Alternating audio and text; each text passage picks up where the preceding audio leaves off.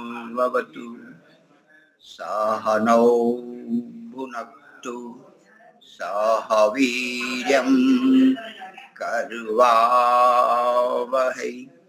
तेजस्विनावधीतमस्तु मा विद्विषावहै।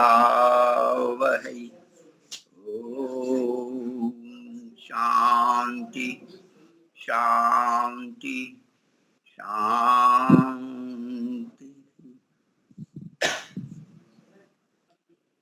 प्रारंभ करता हूँ।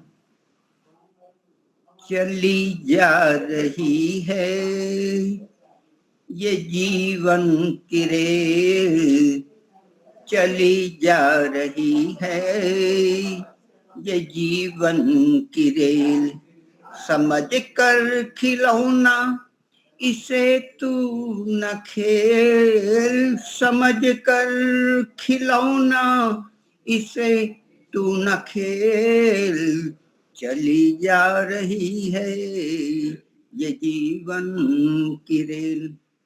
कुशल कारीगर ने है इसको बनाया, बड़ी अक्लमंदी से है इसको चलाया। कुशल कारीगर ने है इसको बनाया, बड़ी अक्लमंदी से इसको चलाया। पड़े इसके इंजन में कर्मों का तेल, चली जा रही है ये जीवन की रेल, चली जा रही है ये जीवन की रेल। किसी को चढ़ावे किसी को उतारे, गड़ी दो गड़ी के मुसाफिर है सारे। यहीं पर जुदाई यहीं पर हो मेल, चली जा रही है ये जीवन की रेल। जरा सी खराबी अगर इसमें आवे, कदम एक भी यह सरकने न पावे। सदा सदा के लिए एक पल में हो फेल, चली जा रही है ये जीवन की रेल, समझ कर खिलौना इसे तू न खेल, चली जा रही है ये जीवन की रेल। रहे कुछ सफर भर में रोते चिल्लाते, मगर कुछ महापुरुष हंसते हंसाते। गए हर मुसीबत को हिम्मत से झेल, गए हर मुसीबत को हिम्मत से झेल, चली जा रही है ये जीवन की रेल। पथिक रेल गाड़ी पे जो भी चढ़ा है, पथिक रेल गाड़ी पे जो भी चढ़ा है, कहीं ना कहीं पर उतरना पड़ा है, कहीं ना कहीं पर उतरना पड़ा है।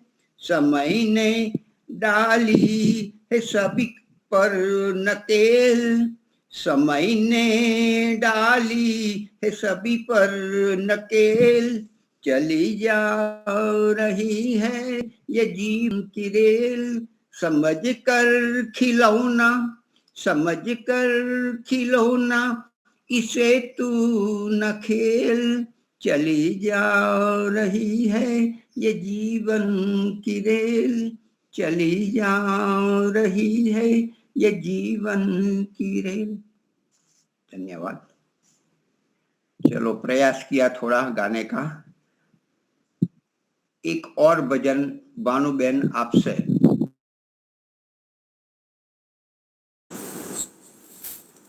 सभी को सादर। ना तो देर है अंधेर है, तेरे कर्मों का सारा खेल है। ना तो देर है ना अंधेर है, तेरे कर्मों का सारा खेल है। नेकी की मन में ज्योति जगा ले और जीवन में कर ले उजाले। लाखों तीर्थ जाके नहा ले, मिटते नहीं तेरे कर्म काले। ना तो देर है ना अंधेर है, तेरे कर्मों का सारा खेल है। नेकी जगत में जो भी करेगा, सर पे तेरे वो हाथ रखेगा। मुख से कुछ भी ना कहना पड़ेगा, बिन मांगे वो सब कुछ देगा।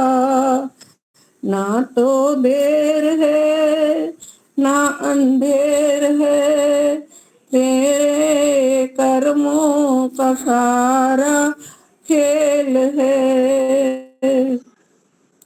अपने कर्म ही सुख देता है, अपने कर्म ही दुख देता है। कर्म बस जीवन देता है, कर्म मिटे जीवन मिटता है। ना तो देर है ना अंधेर है, तेरे कर्मों का सारा खेल है। तेरे कर्मों का सारा खेल है। धन्यवाद मुनि जी समय देने के लिए। बहुत बहुत बढ़िया। आप तो अच्छा गाते हो, और आपसे बढ़िया तो आपकी बेटी गाती है। कभी उनको ले आओ हमको सुनाने के लिए। जी जी जरूर जी। आज के हमारे वक्ता है भाग्येश जी, लक्की जी, उनको निमंत्रित करता हूँ। जी जी, सबको सादर नमस्ते जी।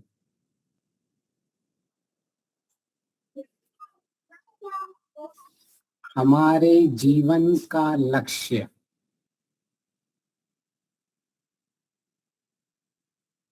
अत्यंत दुखों से निवृत्ति और सुख की प्राप्ति।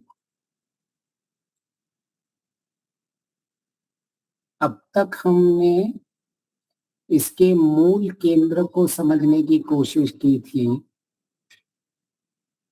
कि दुख की निवृत्ति और सुख प्राप्ति का अगर कुछ मूल केंद्र है, एक मूल बिंदु है जिसको बगैर छोड़े हम अपने लक्ष्य को कभी प्राप्त नहीं कर सकते हैं, तो वह है शुद्ध विज्ञान। केवल शुद्ध ज्ञान, शुद्ध विज्ञान ही हमारे दुखों की निवृत्ति और सुख की प्राप्ति कर सकता है। यही कसौटी होगी। कर्म और उपासना ये दोनों सहायक होंगे, यह अनिवार्य होंगे। कर्म करना भी अनिवार्य होगा, उपासना भी अनिवार्य होगी, परंतु इनके साथ अगर शुद्ध ज्ञान नहीं जुड़ा हुआ है तो यह दोनों भी अविद्या है। यह महर्षि दयानंद जी ने 90वें समोल्लास में स्पष्ट किया है कि कर्म और उपासना दोनों अविद्या हैं अगर वह शुद्ध ज्ञान और विज्ञान के साथ नहीं जुड़े हैं। तो जब हमें यह कसौटी स्पष्ट है कि हमें शुद्ध ज्ञान युक्त कर्म और उपासना करने हैं, तो अब हमें पता लगना यह आवश्यकता है कि हमें कैसे पता चले कि हम ज्ञानी हैं,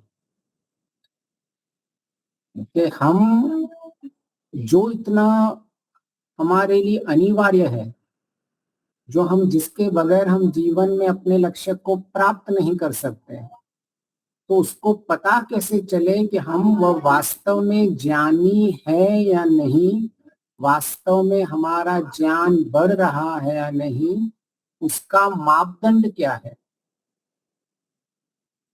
वो कैसे हमें पता चले कि इस कसौटी पे हम रखेंगे तो हम अपने लक्ष्य को प्राप्त कर पाएंगे। तो हमारी चर्चा इस विषय में चल रही है।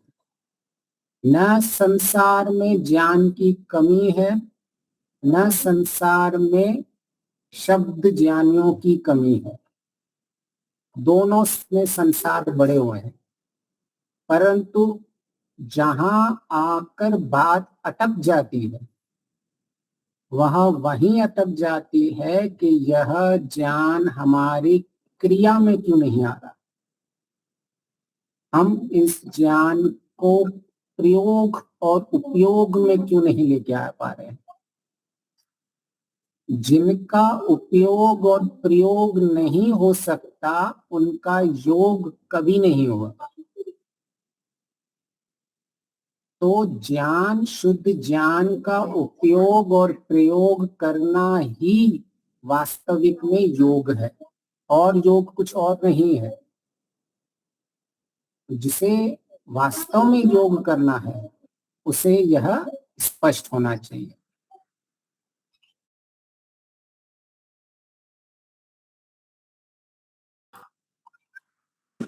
आप म्यूट हो गए हो शायद। हाँ जी, हाँ जी, हाँ जी।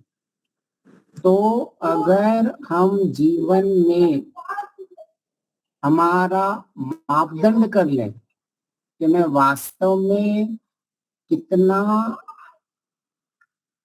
स्थिति पे पहुंच चुके हैं, हम जहाँ की कौन सी स्थिति हमने प्राप्त कर ली है, जहाँ कहाँ तक हमने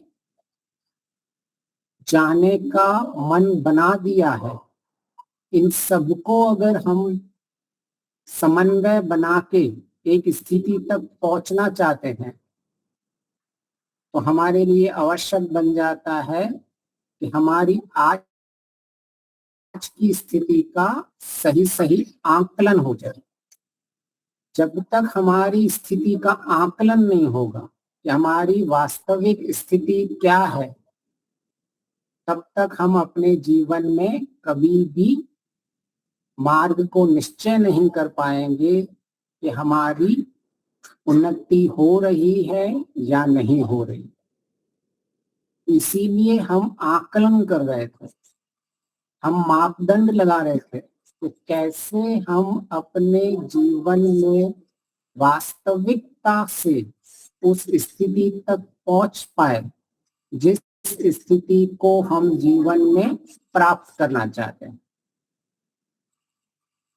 तो हमने अभी तक जितनी भी चर्चा की तो उसमें हमने यह समझने की कोशिश की कि कैसे हमें अपने जीवन के जो उत्तम लक्ष्य प्राप्त करने हैं उसकी ज्ञान की कसौटी पे हम खड़े रहे। तो हमने अब तक यह समझा था कि मैं वास्तविक में ज्ञानी हूं या नहीं हूं, उसकी पहली कसौटी क्या है, कोई बताएगा? मन पर नियंत्रण। हाँ जी। तो जब तक मन पर नियंत्रण नहीं है, मन वश में नहीं है, तो वेद ने, ईश्वर ने ये स्पष्ट कर दिया है कि हमारी ज्ञान की उन्नति नहीं हो रही है। जितना जितना मन अगर हर दिन वश में होता जा रहा है, उसमें अभ्यास बढ़ता जा रहा है, उसमें हमारी स्थिति बनती जा रही है, इसका अर्थ यह है कि हम ज्ञान हमारा उत्तम होता जा रहा है। जितना जितना वश में नहीं हो रहा है मन, उतनी उतनी हम मूर्खता की ओर जा रहे हैं। ये मेरे नहीं, ऋषि के शब्द हैं। ये ईश्वर ने वेद के में कहा गया है कि ज्ञानी कौन है, और ऋषि दयानंद जी ने उन मंत्रों का मार्गदर्शन हमें किया हुआ है। तो क्यों हमें मापदंड जरूरी है? क्योंकि जब तक हमारा अंतःकरण शुद्ध नहीं होता तब तक हमें अपने लक्ष्य को प्राप्त कभी नहीं कर पाएंगे।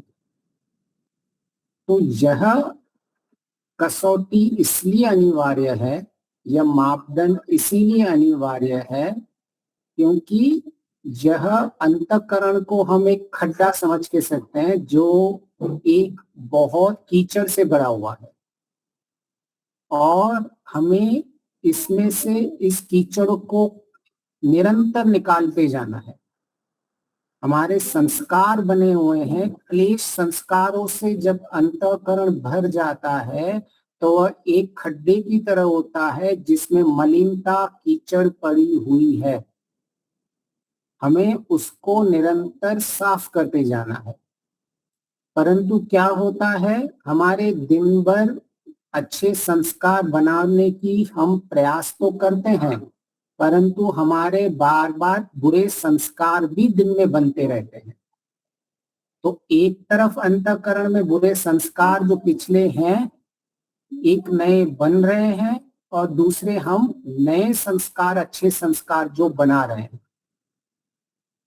तो अगर इस खड्डे में से सारी कीचड़ को बाहर निकालना है तो इसके लिए क्या आवश्यकता है कि एक तो हम पूरा निकाल निकाल के कचरा बाहर फेंक रहे हैं और दूसरा अंदर मिट्टी आती जा रही है। तो हमारा मापदंड क्या होगा? कब ये खड्डा पूरा निकल जाएगा अपनी गंदगी से, या पूरी जो मिट्टी डाल रहे हैं इसके ऊपर, वह कब पूरा खड्डा उस मिट्टी से पूरा का पूरा, जिसको हम कह सकते हैं कि हम अंतिम स्थिति तक पहुंच चुके हैं कि अभी इस खड्डे को हमने उतना साफ कर दिया है कि इसमें और किसी भी चीज की मलिनता नहीं है। तो वो तभी ही हो सकता है जब हमें पता हो कि हम कितना अंदर डाल रहे हैं और कितना इसमें से बाहर निकल रहा है। अगर हमें पता नहीं है कि कितना इसमें अंदर जा रहा है और कितना बाहर नहीं निकल रहा है, तो ऐसा हो सकता है कि हम अच्छे अच्छे काम कर रहे हों, परंतु फिर भी इसके अंदर जो मूलतः जितनी गंदगी है वो तो भरती ही जा रही है। जैसे दिन भर में मैं किसी खड्डे में से, गंदगी में से 10 फावड़ा जितना कचरा बाहर निकाल रहा हूं, लेकिन मेरा 15 फावड़ा जितना कचरा अंदर जा रहा है, तो हमारी उन्नति नहीं हो रही है। मुझे पता होना चाहिए कि मेरे अगर कम से कम मैं 10 निकाल रहा हूं तो अंदर कम से कम 10 से कम ही जाने चाहिए, तभी हमारी कुछ न कुछ हम उन्नति मान सकते हैं। नहीं तो दिन में हम कितने भी अच्छे काम करते रहे और गंदगी भी उतनी आती जा रही है, तो हमें भ्रम होगा कि हमारी अच्छी उन्नति हो रही है। हमें लगेगा हमारी उन्नति हो रही है, अरे मैंने तो खड्डे में से इतनी चीजें मिट्टी निकाल दी, इतनी मिट्टी निकाल दी, लेकिन इतनी मिट्टी जा रही है, हम उस पर ध्यान ही नहीं दे रहे हैं।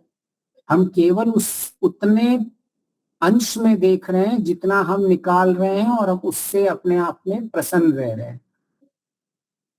और यह भूल हर मनुष्य से होती है। मुख्यतः जो थोड़ा बहुत धार्मिक बन जाता है उससे तो यह भूल होती ही होती है कई अंशों में। उसको लगता है मैंने सत्संग कर लिया, उसे लगता है मैंने कुछ दान दे दिया, उसे लगता है मैंने कुछ न कुछ कार्य कर दिया, परंतु वो ये मापदंड नहीं रखता कि मैं जितना थोड़ा बहुत ये कर रहा हूं, मेरे कुसंस्कार कितने बने हैं। तो जब तक मेरे जो अंतःकरण में कुसंस्कार जितने बन रहे हैं और सुसंस्कार बन रहे हैं, अच्छे संस्कार, इन दोनों में अगर मुझे तुलनात्मक ज्ञान ही नहीं है, मैं यह आकलन ही नहीं कर रहा हूं कि मेरे जो अंदर जा रहे हैं उन दो की क्षमता अधिक है, किसकी प्राथमिकता अधिक है, किसकी गुणवत्ता अधिक है, तो तब तक हम जीवन में कभी भी इस अंतःकरण में शुद्ध ज्ञान को रख ही नहीं पाएंगे। ज्ञान की बातें करते रहेंगे, ऐसा लगता रहेगा कि हम ज्ञान में जी रहे हैं, परंतु वास्तविक में हम विपरीत दिशा में ही जा रहे होते हैं। क्यों? क्योंकि कुसंस्कारों पे अभी तक हमने ध्यान दिया ही नहीं है। हमारा जो मापदंड होना चाहिए, जितना हम खड्डे में से निकाल रहे कीचड़ को बाहर, उतना हमें सुनिश्चित करना पड़ेगा कि अंदर नहीं जा रहा, क्योंकि अंदर भी जा रहा है और बाहर भी निकाल रहे हैं, लेकिन अंदर अधिक जा रहा है और बाहर कम जा रहा है, तो उन्नति नहीं होगी। तो हमारे लिए यही एक बहुत बड़ा संकट की, अज्ञान की स्थिति बन जाती है, जिसे हमें पता ही नहीं चलता है कि हमारी वास्तव में आंतरिक स्थिति क्या है। मैं कितने कुसंस्कारों मेरे बढ़ रहे हैं और कितने अच्छे संस्कार मेरे आ रहे हैं। तो प्रायः लोग कहते हैं जीवन में कि मैं कम से कम बुरी चीजों से तो दूर हूं।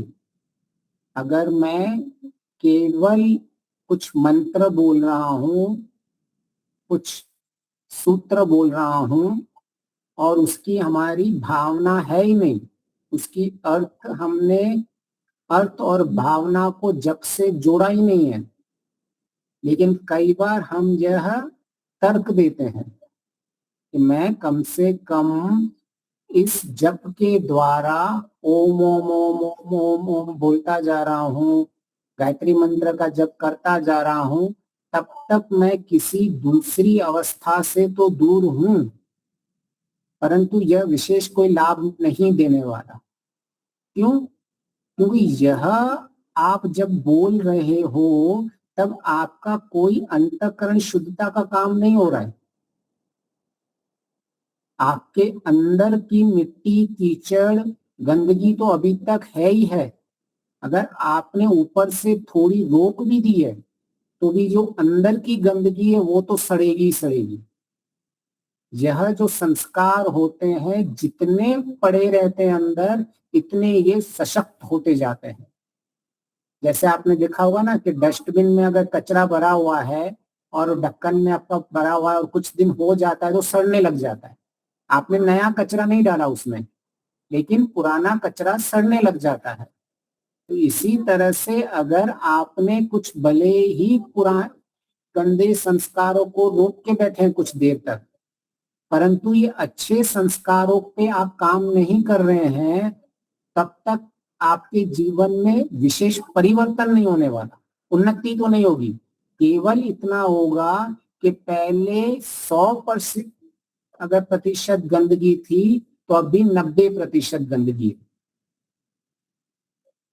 तो इसलिए हमें जितना हो सके इस मापदंड को स्पष्ट रखना चाहिए कि मेरे जो निकलने का, गंदगी निकलने की जो मेरी गति है वह अधिक होनी चाहिए जितनी गंदगी बन रही है।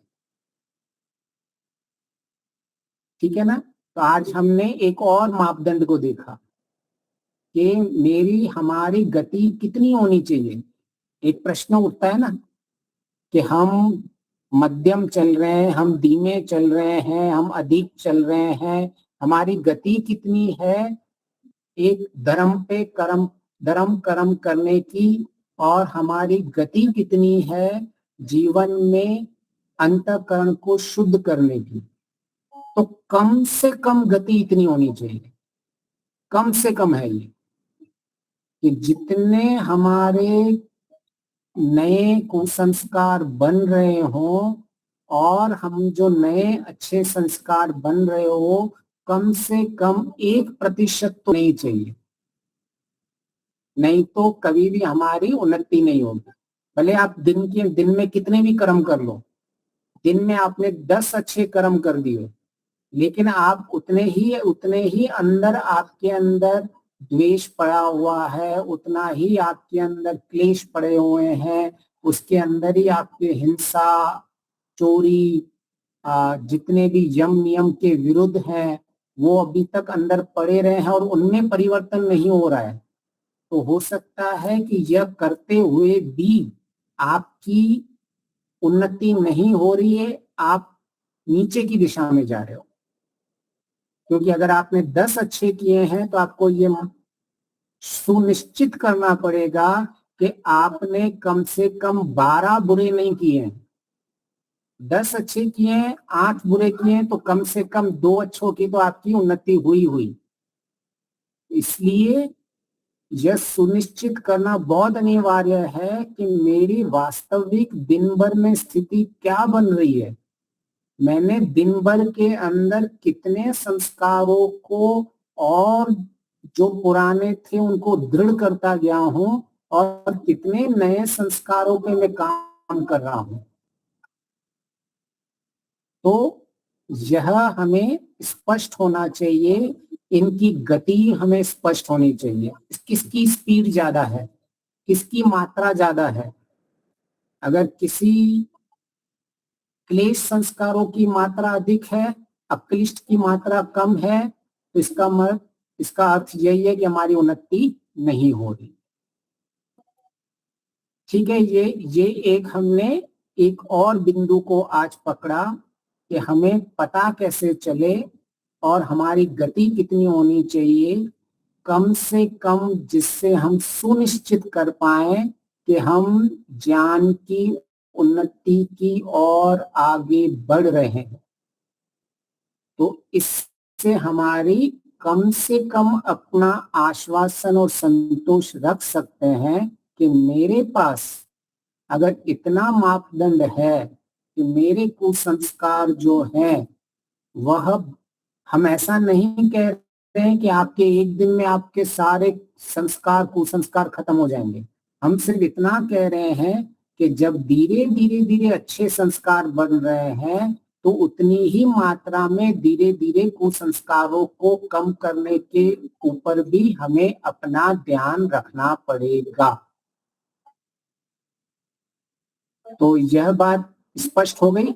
यहाँ कोई प्रश्न है तो फिर हम आगे चलें। ठीक है, तो हमें यह स्पष्ट हो गया। अब तक हमने देखा कि हमारे ज्ञान की उन्नति, ज्ञान की वृद्धि की कसौटी में मन वश में है, हमने देखा था। हमारे ज्ञान और कर्म की दूरी कम होती जा रही है, यह हमने विचार किया था। और किसी को याद है और क्या क्या हमने इसके ऊपर चर्चा की थी? और कौन से बिंदुएं थी जिससे हमें पता चले कि हम ज्ञानी है या नहीं?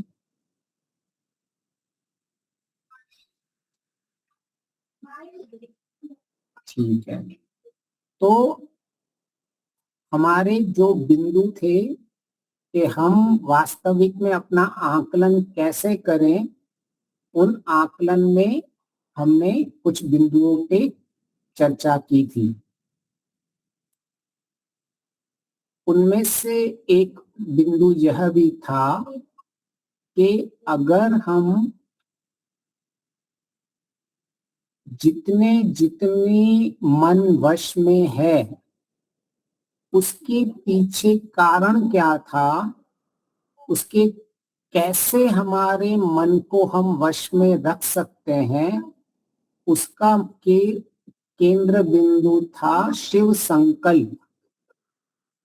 जितने जितने हम संकल्पित होते हैं जीवन में, हमारी बुद्धि निश्चयात्मक बुद्धि होती है, संकल्पित बुद्धि होती है, उतनी उतनी बुद्धि हम प्रयोग करके अपने मन को वश में रख सकते हैं।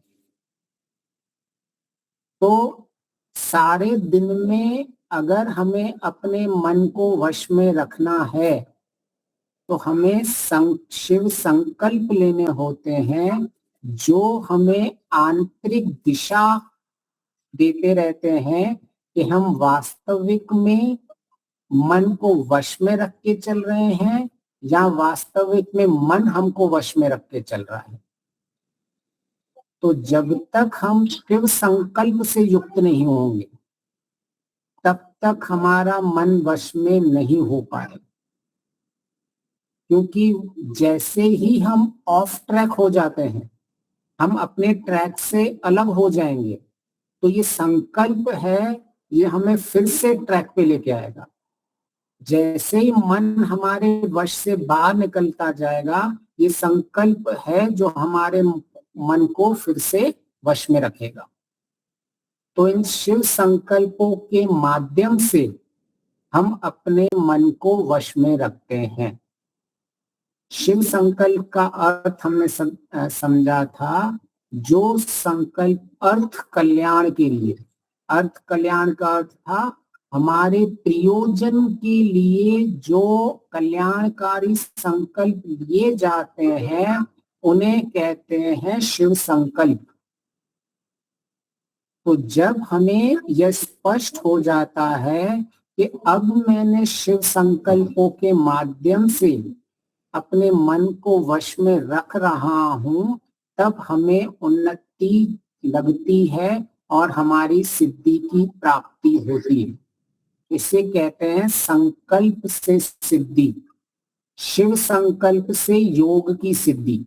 योग की सिद्धि का एक ही मार्ग है शिव संकल्प। इस शिव संकल्प जब तक नहीं होगा तब तक हमारे जीवन में कुछ ना कुछ चलता रहेगा, लेकिन ये सुनिश्चित कभी नहीं कर पाएंगे कि मेरी उन्नति हो रही है। आप यह कह सकते हो कि मैं बहुत बिजी हूं, आप अपने आप को यह कह सकते हो कि अभी मैं कुछ ना कुछ धर्म के काम कर रहा हूं, पर आप ये सुनिश्चित कभी नहीं कर पाओगे कि मैं धर्म में उन्नति हो रही है। ये दोनों भिन्न चीजें हैं। एक है धर्म के कार्यों में लगे रहना और दूसरा यह सुनिश्चित भी होना कि मैं धर्म के कार्यों को करते हुए मैं आगे सफल बन रहा हूं। इन दोनों में अंतर होता है।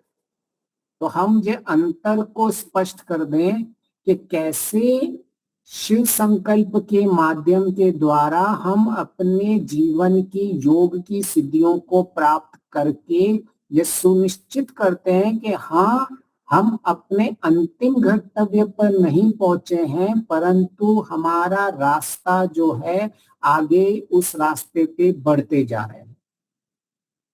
तो यह निर्णयात्मक चीजें शिव संकल्प पर निर्भर करती है कि कितने हमारे शिव संकल्प हैं और कितने शिव संकल्पों से हम अपने जीवन को कल्याणकारी मार्ग पर लगा के अर्थ के लिए, प्रयोजन की सिद्धि के लिए हम लगा के बैठे हुए हैं।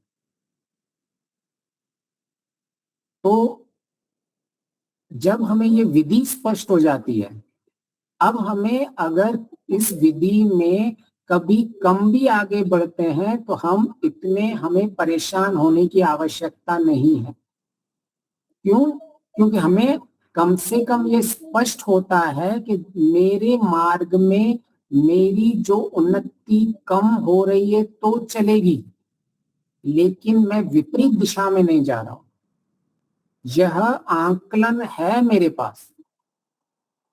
ये आकलन संकल्पों के माध्यम से ही आएगा कि मैंने रात को कितने शिव संकल्प लिए थे और मैं दिन भर कितने आत्मनिरीक्षण में देखूंगा कि मेरे कितने संकल्प पूरे हुए और कितने संकल्पों को मुझे और भी आगे लेते हुए जाना है।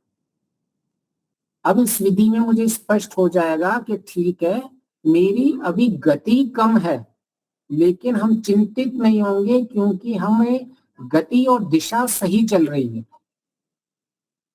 कम गति है लेकिन दिशा मेरी स्पष्ट है। तो यह संतोष और यह आश्वासन योगी के पास हर दिन रहता है। ऐसा नहीं कभी कभी भी दिन में लग गया कि हाँ आज मेरी स्थिति बहुत अच्छी है। उसे हर दिन पता लगता है कि मैं रात को क्या सोच के सोता हूँ, सवेरे क्या सोच के उठता हूँ, दिन भर मेरी बुद्धि में क्या कौन सा संकल्प के साथ जुड़ा रहता हूँ, शाम को क्या मैं आत्मनिरीक्षण करता हूँ, और फिर वो निश्चिंत होकर रात को सोता है।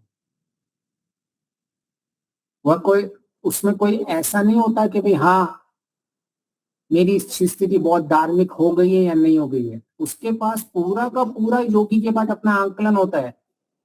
जैसे ही रात को सोता है आत्मनिरीक्षण में उसको सारे काले चिट्ठे उसके सामने खुल जाते हैं कि अच्छा मैंने दिन भर इतना संकल्पों का पालन किया, दिन भर मेरे इतने संकल्प टूट गए, कोई बड़ी बात नहीं, कुछ संकल्प टूट गए, अब मैं कल जब निश्चिंत उठूंगा तो उनको और आगे ले चलूंगा। अब उसके पास कोई भी भ्रमित करने वाली वस्तु नहीं रहती है। वो कभी भी ऐसी स्थिति नहीं होती है उसकी कि उसे पता ही नहीं कि मेरी वास्तविक दिशा क्या है और दशा क्या है। दशा और दिशा ये दोनों स्पष्ट होनी चाहिए हमें। तो प्रायः कई लोग आध्यात्मिकता में आने के बाद भी अपनी दशा और दिशा का आकलन नहीं रखते हैं। ऐसा नहीं कि वो काम नहीं करते हैं, काम बहुत करते हैं, परंतु पूछा जाए कि आज आपकी पिछले साल या पिछले 6 महीनों से आज के 6 महीनों में क्या स्थिति है तो वो उत्तर नहीं दे पाते हैं, परंतु उन्होंने काम अच्छा करने पे लगे होते हैं। उसका कारण क्या है? जीवन में विधि से संकल्प पूर्वक नहीं जीने का कारण है। तो ऐसी अस्पष्टता योगी को आगे चल के और परेशान कर देती है, जहां सामान्य साधक को भी परेशान कर देती है, क्योंकि उसके पास बेचारे के पास आंकलन ही नहीं रहता है कि मेरे खड्डे में अंतःकरण में कितनी मिट्टी अभी तक पड़ी है, कितनी मैं मिट्टी निकाल चुका हूं, कितनी मिट्टी अंदर जा रही है। बस उसे ऐसा लग रहा है कि मैं बस खड्डा खड्डा खोद रहा हूँ, कुछ निकाल रहा हूँ, कुछ निकाल रहा हूँ, उसको ऐसा लगता रहता है।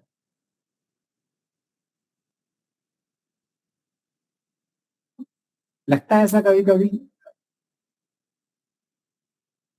या हम ऐसा सोचते नहीं है, हम ऐसा सोचते ही नहीं है, राइट? बहुत कम, मतलब कभी कभी ही बीच में ऐसा क्लिक हो जाता है, फिर सब कुछ चला जाता है। चला जाता है। हाँ, ये आप जिनके भी संकल्प होंगे ना रात को, ये बार बार जो क्लिक होके चला जाता है ना, ये बहुत ही सामान्य है सबके साथ। यह जो ऋषि और ईश्वर जो बोल रहा है वह साइकोलॉजी है ह्यूमन माइंड की। उसको पता है ईश्वर को कि वो ब्रेन कैसे काम कर रहा है, ये मस्तिष्क कैसे काम कर रहा है, उसको पता है। उसको पता है मेरा बच्चा बेचारा भूल जाएगा, उसको पता है मेरा बच्चा इस संसार में जाएगा तो उसे याद भी नहीं रहेगा कि मुझे करना क्या है। वो बच्चा होता है ना, उसको माँ बोलती है जा ये खरीद के आ, और रास्ते में तमाशा लगा रहता है, तो बच्चा तो तमाशा देखने में खुश हो जाता है। वो बंदर को देखेगा, डमरू को देखेगा, रस्सी को देखेगा। तो हम भी ऐसे ही हैं, बंदर को देख के, डमरू को देख के खुश होते रहते हैं, और किस लिए हमें आए थे वह तो हम भूल ही जाते हैं। तो ये संकल्प हैं जो हमें बार बार याद दिलाते हैं। जैसे ही डमरू दिखेगा, बंदर दिखेगा, रात का संकल्प भी दिखने आ जाएगा। तो जो लोग शिव संकल्प नहीं लेते हैं उनके जीवन में यह बहुत समस्या रहती है। वो कुछ ना कुछ करते रहते हैं, परंतु संतोष नहीं रहता अंदर से। यहाँ वास्तविक में वो ज्ञान का परिवर्तन नहीं दिखता। क्यों? क्योंकि खड्डे में जितना निकालना था वो निकालने के ऊपर तो उनकी दृष्टि थी, लेकिन खड्डे में जो पीछे से जा रहा है जा रहा है जा रहा है उसमें कोई दृष्टि नहीं थी। ये बहुत बड़ी साइकोलॉजी है और बहुत सारे धार्मिक लोग इसमें फंस जाते हैं और फिर ये बोलते हैं, कई लोग तो मैंने सुना भी है, अरे वो तो इतना अच्छा धर्मात्मा इंसान था, उसके साथ ऐसा क्यों हुआ, ईश्वर कितने अन्यायकारी है। फिर बेचारे ईश्वर पे दोष जाता है। यह कसौटी नहीं है कि आप कितना धर्म कर्म कर रहे हैं और कितना नहीं कर रहे हैं, अंत में मूल में आपको कितना मिल रहा है वो इम्पोर्टेंट है। आप पेपर दे के आ रहे हो, पेपर में नेगेटिव मार्किंग तो होती है ना, अभी आपने एक प्रश्न में 3 अंक कम हो जा रहे हैं और आपने 4 प्रश्न गलत कर दिए और 10 प्रश्न सही कर दिए जो 1-1 अंक का था, तो अंत में जाके तो आपके -2 मार्क्स हुए ना, आप तो नेगेटिव अंक में ही जी रहे हो ना। तो यह गणित हम नहीं समझ पाते हैं अपने जीवन की, और हमें पता नहीं क्या लगता है कि मैं तो 10 अंक तो मैंने अच्छा अच्छा पेपर करके आया हूं, और परंतु ये 4 जो है इनके ऊपर हमारी, फिर मैडम को कहते हैं कि भाई देखो टीचर खराब है। बच्चे बोलते हैं घर पे आकर, मैंने तो 10 सही करके आया था आज तो, मतलब। तो ऐसे हमारे जीवन भी ऐसा ही है, ईश्वर के ऊपर बोलते रहते हैं।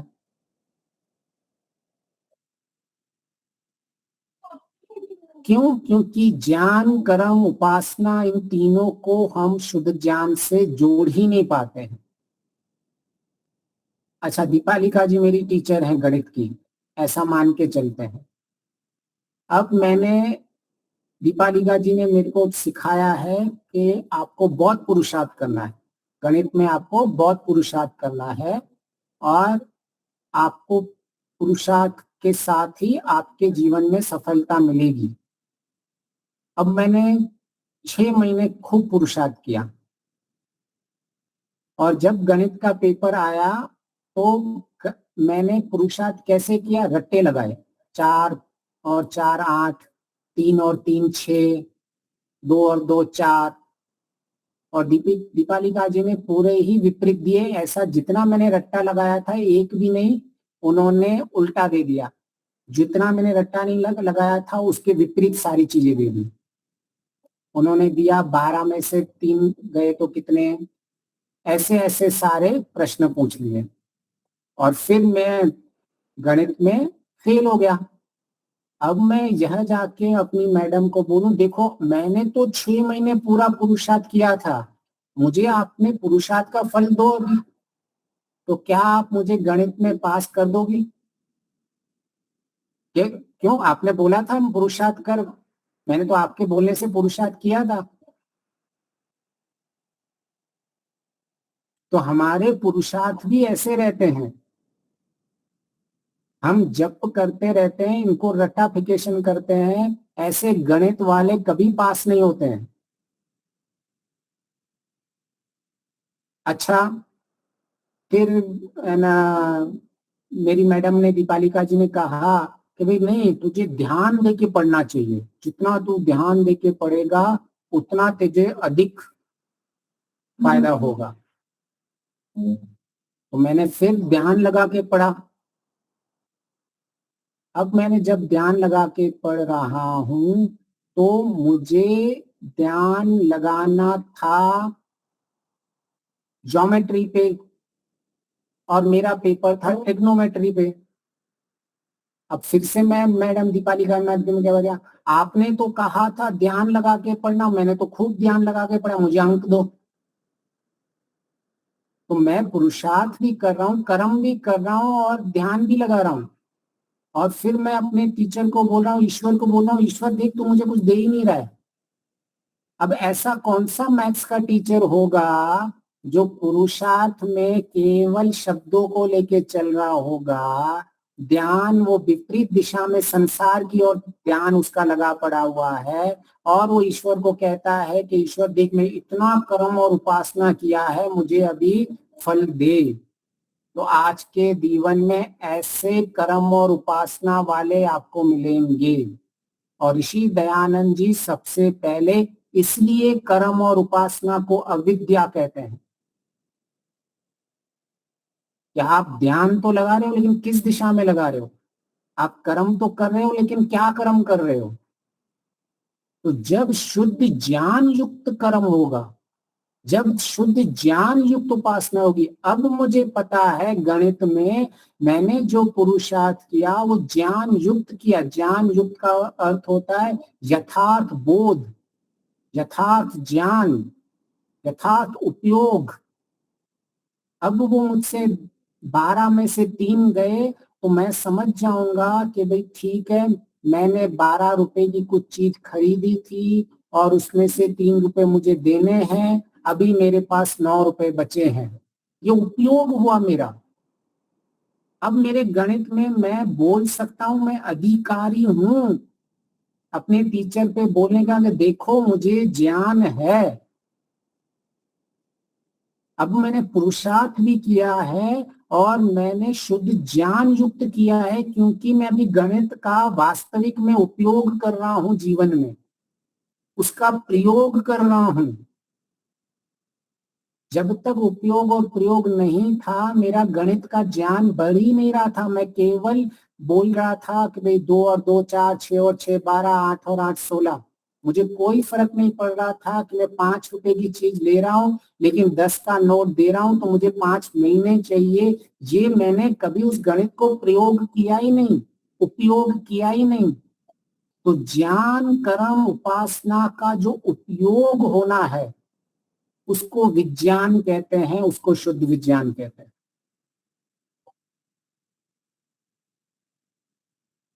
तो ये कर्म ज्ञान कर्म उपासना का सिद्धांत स्पष्ट हो गया, ठीक है ना? अब तो कोई शिकायत नहीं होगी ना, कभी कुछ लेट मिल रहा है ईश्वर की तरफ से या नहीं भी मिल रहा हो ईश्वर की तरफ से, तो हमें पता चल जाएगा ना अंदर कि कहीं ना कहीं मैं पुरुषार्थ तो बहुत कर रहा हूँ, उपासना तो बहुत कर रहा हूँ, लेकिन उसकी दशा और दिशा क्या है वो मुझे अंदर झांक के देखना पड़ेगा। तो इस तरह से हमें अंदर झांकना होता है, देखना होता है कि हमारी वास्तविक स्थिति क्या है। बहुत अच्छा लगता है, हम संध्या करते हैं, हम हवन करते हैं, गर्व से बोलते हैं हमने आज ये कर दिया, हमने वो कर दिया। अंतःकरण के संस्कारों पे हमारी दृष्टि नहीं पड़ती है। संस्कार क्लेश संस्कारों की ऐसी स्थिति हो जाती है, ऐसे दृढ़ होते जाते हैं कि हमें पता ही नहीं चलता है कि भी हम किस तरह से अपने आप को उसमें डाल के वैसे ही बन चुके हैं। हमारा पूरा का पूरा कंट्रोल जो है सारे ये संस्कार कर रहे होते हैं।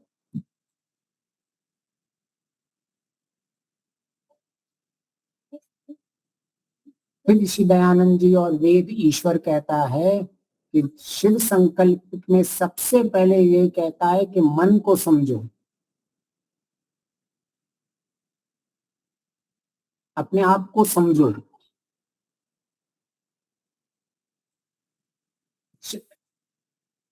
अपने अंतःकरण को वश के लिए अंतःकरण को आत्मा का साधन माना हुआ है।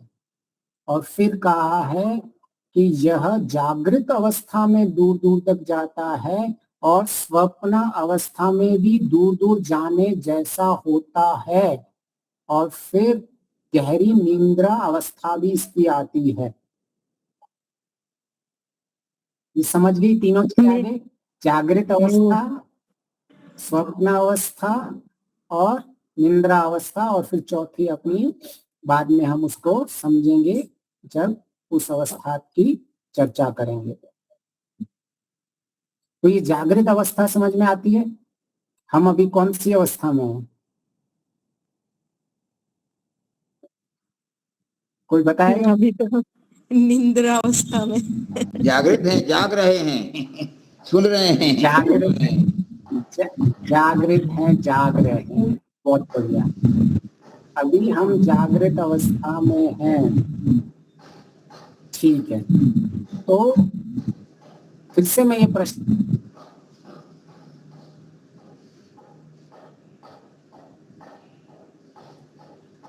यह आत्मा साधन, तो जब आप रात को संकल्प लेते हो या जब आप रात को निद्रा में जाते हो, तो यह साधन जो जागृत अवस्था में था, सक्रिय था, वह निष्क्रिय होने लगता है। पहले हमारा शरीर निष्क्रिय होता है, जिसको हम स्थूल शरीर कहते हैं। फिर हम जब स्वप्न अवस्था में जाते हैं तो मन चित्त में वृत्तियां उठती रहती हैं, परंतु बुद्धि जो है वो सबसे पहले निष्क्रिय हो जाती है। क्यों? क्योंकि बुद्धि जो है सबसे ज्यादा बल लेती है, एनर्जी और पावर लेती है हमारे शरीर में।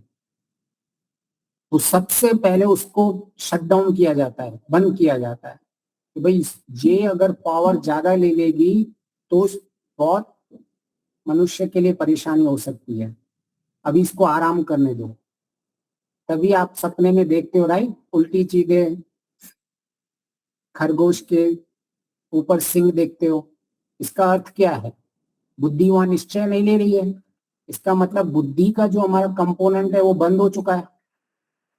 तो सबसे पहले जब निद्रा में आपके शरीर के अंग बंद हो जाते हैं, तो उसके बाद अंतःकरण का बुद्धि तत्व उस वक्त ही सबसे दूसरा नंबर बंद होता है। तभी ही सपने आएंगे, तभी ही सपने में विपरीत आपको चीजें दिखती हैं। वरना आपको तो सपने में सब कुछ व्यवस्थित दिखता, अगर बुद्धि चलती तो। आपको हवा में उड़ता हुआ कोई नहीं दिखता, आपको बिल्कुल सब सही जमीन पे चलते हुए सब बातें करते हुए सब दिखते हैं, उल्टी चीजें कभी नहीं दिखती। फिर धीरे धीरे मन भी की सक्रियता हो निष्क्रिय हो जाता है, फिर हम गहरी निद्रा में चले जाते हैं। अभी यह ईश्वर समझा रहा है, ईश्वर क्यों समझा रहा है इतना तो हमको भी समझ में आ रहा है। अब मैं फिर से प्रश्न पूछ रहा हूं, क्या हम जागृत अवस्था में हैं? नहीं। क्यों?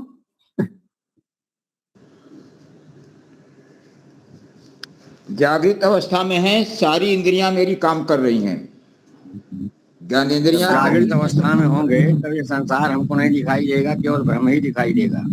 यानी सर्वभूतानां तस्याम जागृत संयमी। अच्छा जी। तो जिस वक्त हमें बात कर रहा था, मैं ये प्रश्न पूछ रहा था, क्या आप जागृत अवस्था में है, तब आपको क्या ये स्पष्ट था कि मैं कानों की इंद्रियां मेरी साधन है, मैं ज्ञान इंद्रियों से सुन रहा हूँ, और जब मैं उत्तर दे रहा हूँ तो मैं कर्म इंद्रियों से उत्तर दे रहा हूँ? ये क्या अवस्था थी जब उत्तर दे रहे थे आप?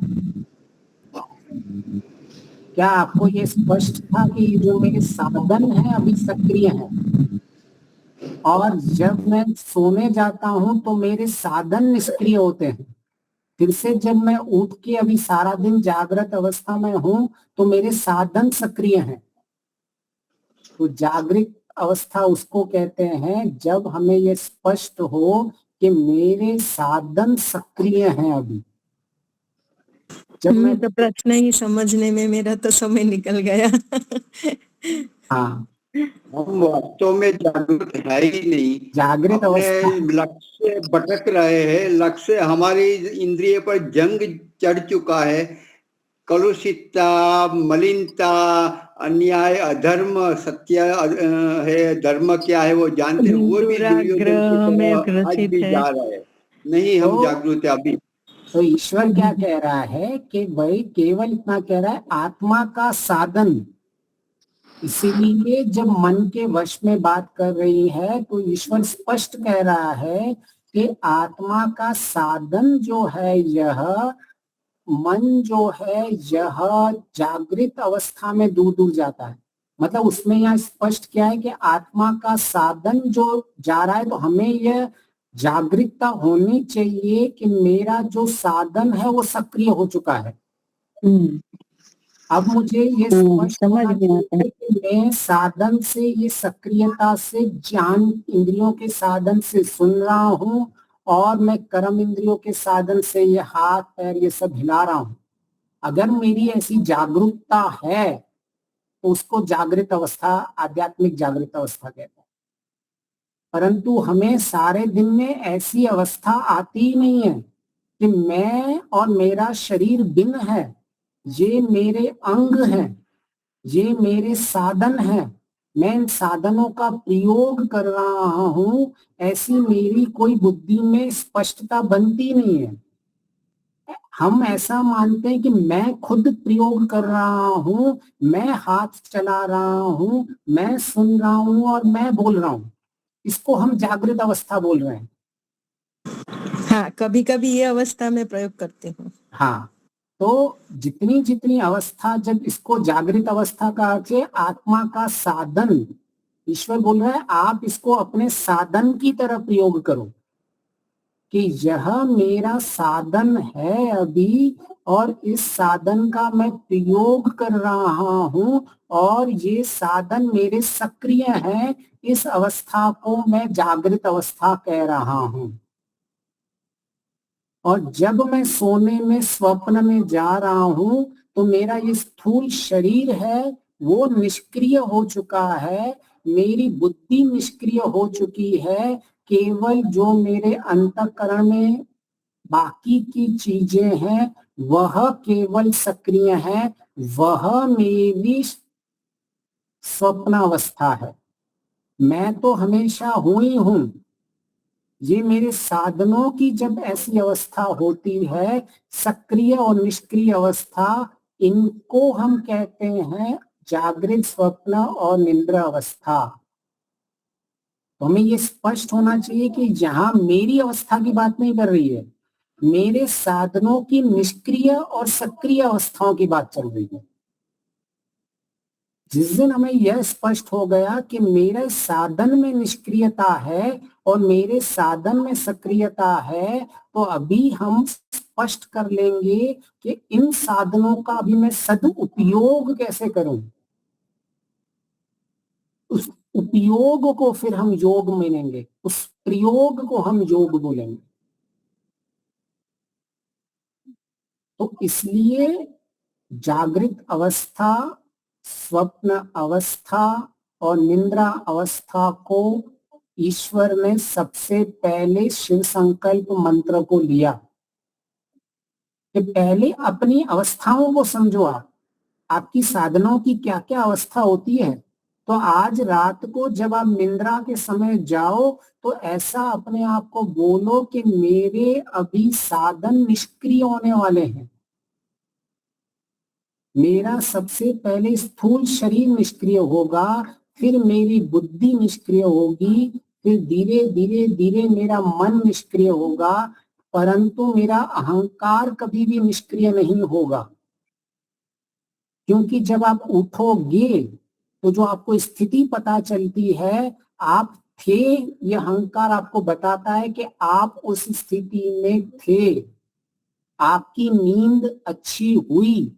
हम कहते हैं ना आज मेरी नींद बहुत अच्छी हुई, इसका अर्थ क्या था, मेरे स्थूल शरीर निष्क्रिय हो चुका था, मेरी बुद्धि निष्क्रिय हो चुकी थी, मेरा मन निष्क्रिय हो चुका था, मेरा चित्त निष्क्रिय हो चुका था, परंतु मेरा अहंकार था जो मुझे बता रहा है कि तेरी नींद अच्छी हुई। अब मुझे क्या साधनों की स्पष्टता आ गई। अब हम इसको आगे लेके चलेंगे कि जैसे जैसे हम साधनों में स्पष्ट हो जाते हैं फिर साधनों का सदुपयोग होता है, फिर हमारा वास्तविक में योग होता है।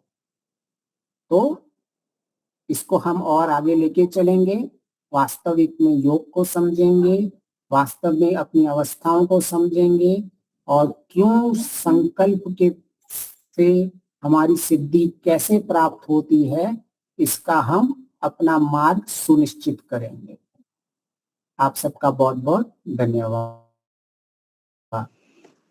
बहुत जी, बहुत आपका बहुत आपका बहुत भी धन्यवाद। धन्यवाद। चलो, बहुत ही बढ़िया, गंभीर शांत चित्त से बैठते हैं और फिर सोचते हैं तो समझ में आएगा। बार बार सुनना वो भी कम पड़ता है, ये ऐसा गहन विषय है। बहुत बढ़िया। तो शंकर जी आप करवाइए शांति पाठ जय घोष। बहुत अच्छा रहा। तीनों अवस्थाओं का ज्ञान हुआ, जागृत अवस्था, स्वप्नावस्था और सुप्तावस्था। कक्षा का समापन समय कैसा बीता ये पता नहीं। सबको नमस्ते, धन्यवाद आचार्य जी को। कक्षा का समापन शांत पाठ और जय घोष से। आवाज आ रही है? हाँ, पहले शांति पाठ।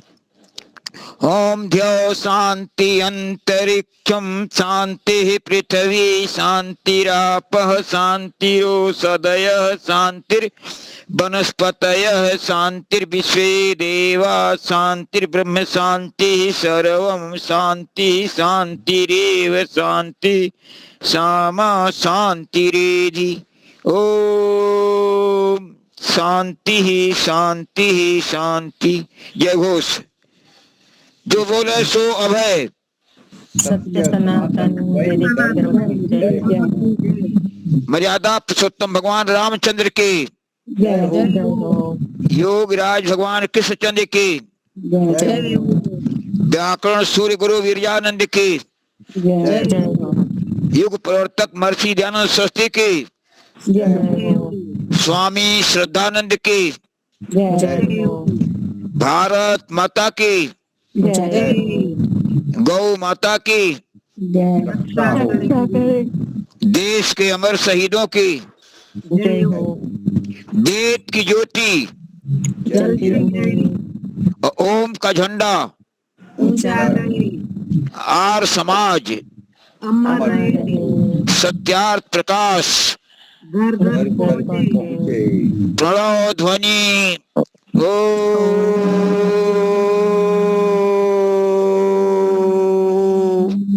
वैदिक अभिवादन। सबको सादर नमस्ते, सर्वेभ्यो नमः। धन्यवाद। आज का बहुत ही अच्छा प्रश्न था, सोचने लायक कि क्या हम जागते हैं वास्तव में, हम सतर्क नहीं है, हम जागरूक नहीं है, दौड़ते हुए भी हम शिथिल है, पड़े हुए हैं, मरे पड़े हुए हैं दौड़ते हुए भी, क्योंकि विवेकशीलता नहीं रही, अपने आप में नहीं रहे, इंद्रिय हमारे में नहीं है, मन पर हमारा नियंत्रण नहीं है, फिसल जाते हैं, बुद्धिपूर्वक फिसल जाते हैं, तर्क के साथ फिसल जाते हैं और जितना जितना समय ईश्वर का स्मरण से भूल जाते हैं, विस्मरित ईश्वर को करते हैं, तो हम जागरूक नहीं है। दूरी बढ़ती है, जितने ईश्वर से भूले उतनी दूरी हुई, तो गिन लो हम कितने दूर है। तो वास्तव में हम जागरूक नहीं है, जागरूक आज भी भटक रहे रंगों में, रूपों में, विषयों में, लेने देने में, व्यवहार जगत में। तो यो जागा तमृच कामयन्ति, जो जागता है उसे चारों चार वेदों पैर छूते हैं, मतलब सब कुछ ज्ञान विज्ञान मिलता है। बहुत ही बढ़िया आज विषय था, जागो, सतर्क, सावधान, प्रतिक्षण अलर्ट नहीं रहती हमारी। धन्यवाद। कल और भी हमारे कोई अशोक उकरानी जी को मैंने बोला है, देखता हूँ आज अनुकूलता बनती है।